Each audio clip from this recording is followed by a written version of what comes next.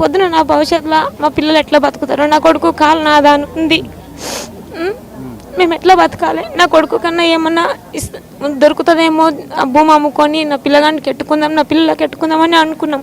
ఇప్పుడు ఆ భూమి పోతే మా పిల్లల భవిష్యత్తులో ఎట్లా చేసుకోవాలి, మేము ఎట్లా బతకాలి? ఇంత అమ్మోహన్ రెడ్డి మాకు ఇంత మోసం చేస్తారని మేము అనుకోలేము సార్, అసలు అనుకోలేము.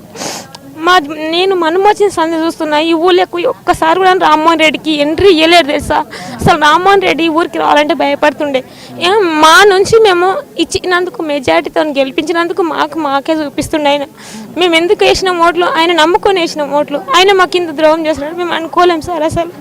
కానీ మమ్మల్ని చాలా బాధ పెడుతుండే. 15 రోజులు మేము టెంట్ కింద కూర్చొని ఏ ఆహార దీక్ష ఏ వాటి అయినా కనికరం వస్తలేదా? ఆ సార్ వస్తుంటుంది, ఫోన్లలో మాట్లాడుతుండ్రు, మహేష్ రెడ్డి వస్తుంటుంది. ఈయనకి ఏమైంది అసలు? ఫోన్ మాట్లాడితే ఏమొచ్చిందంటే మరి అప్పుడేమో ఇల్లు వచ్చి ఫోన్లు కొట్టి ఓట్లు వేయించుకోండు. మరి ఇప్పుడు ఏమైందంటే ఒక ఫోన్ చేసి నేను ఉన్నమ్మా అని ధైర్యం చెప్తే రోగం వచ్చిందా వానికి, ఏమైంది? వానికి ఒక బిడ్డ ఉంది కదా, వానికి బిడ్డకి పెళ్లి చేస్తుంది కదా, మరి మా పిల్లల భవిష్యత్తు కూడా మేము ఏం చేసుకోవాలి? పొద్దున మా పిల్లల పెళ్లి మేము ఎట్లా చేసుకోవాలి చెప్పండి సార్. మరి మాకు ఎంత బాధ ఉంది సార్. అప్పుడు ఒక్కసారి ఎంట్రీ ఇవ్వకుంటే నువ్వు కాలపూర్, అసలు కాలపూర్ అంటే దద్దరిలతోటి నువ్వు ఇప్పుడు మేము కాలపూర్ రప్పించింది మీ తప్పు, మాది అది ఓటేసి రప్పించుకున్నది మా తప్పు.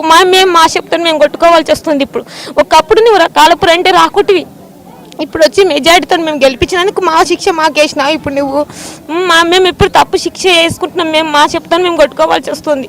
మేము మాత్రం భూమి ఇడవం సార్, ఎంత చేసినామని మేము ధర్నా చేస్తాం, మేము భూమి మాత్రం ఇడవం సార్. మా పిల్లల భవిష్యత్తు మేము మా పిల్లల్ని ఎట్లా ఎత్తించుకోవాలి? నీ బిడ్డ ఎత్తించుకుంటున్నావు, ఇప్పుడు నువ్వు ఎట్లా ఎత్తించుకుంటున్నావు? నీ బిడ్డకి ఏమి ఉత్తరాన్ని ఎత్తిస్తున్నావు? నీ బిడ్డకి నువ్వు ఇప్పుడు ఏమి ఇవ్వకుండా ఎత్తిస్తున్నావా? ఇప్పుడు నువ్వు ఇప్పుడు కోట్లు వస్తున్నాయి, నీకు కోట్లతోనే చేస్తావు, ఇప్పుడు ఎత్తిస్తావు. మరి నేను నా పిల్లల్ని ఎట్లా చదివించుకోవాలి, ఎట్లా ఎత్తించుకోవాలి? మరి మా పిల్లల్ని మరి నా కొడుకు కాలుకుంటి, నా కొడుకు వ్యవసాయం చేయడం, నా కొడుకు కూడా నేను ఏమైనా చేసుకోవాలి భవిష్యత్తులో. నా మోహన్ చెవులు రావు, పిడుగు పడ్డది.